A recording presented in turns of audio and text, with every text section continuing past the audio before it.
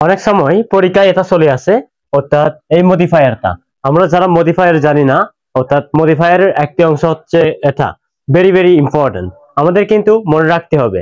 আমরা যখন মডিফায়ার সমাধান করতে যাই তাহলে এটা একটা আমাদের প্রবলেম হয়ে থাকে। দেখেন আমি কিভাবে এটা সলভ করি। তো এখানে লেখা আছে ইন, এখানে লেখা আছে premodify the noun with possessive. এখন এখানে কি আছে, country people always break the rules. এখন আপনাকে কি ভাবতে হবে, কি চিন্তা করতে হবে, আপনাকে চিনতে হবে পসেসিভ কি। এখানে প্রি মডিফাই দ্য নাউন, ঠিক আছে, নাউনকে প্রি মডিফাই করতে বলা হয়েছে, অর্থাৎ পসেসিভ দ্বারা। এখন পসেসিভ আপনাকে কিন্তু চিনতে হবে।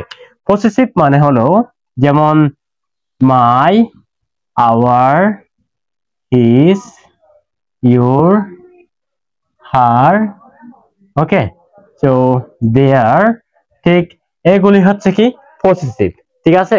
তো অবশ্যই আমাদেরকে মনে রাখতে হবে, যেমন মাই, আমি আর একবার বলতেছি কিন্তু, মাই, আওয়ার, হিজ, ইউর, হার, দেয়ার, এগুলি হচ্ছে পসেসিভ।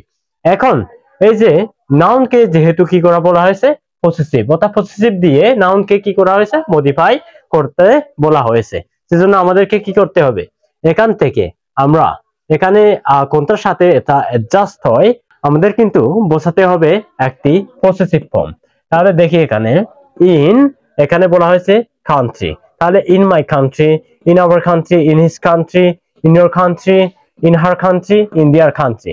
এখন আমরা কোনটি ব্যবহার করব, যেহেতু আমরা বাংলাদেশে আছি, আমরা বাংলাদেশে বসবাস করি, সেহেতু আমরা ব্যবহার করব our, in our country, in our country. তাহলে এখন কি হয়েছে, in our country people always break the rule.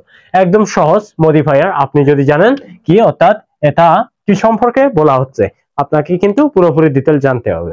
তো একসাথে সবগুলো মডিফায়ার কিন্তু দেওয়া অসম্ভব। যদি আপনারা ইংলিশ গ্রামারকে যদি পুঙ্খানুপুঙ্খ ভাবে আপনারা শিখতে চান, তাহলে অবশ্যই আপনাদেরকে grammars academy offline courses English grammar course আপনাকে নিতে হবে। তাহলে ভিডিওটি ভালো লাগলে অবশ্যই লাইক করবেন এবং শেয়ার করবেন। Thanks for watching. দেখা হচ্ছে আবার পরবর্তী একটা নতুন ভিডিওতে।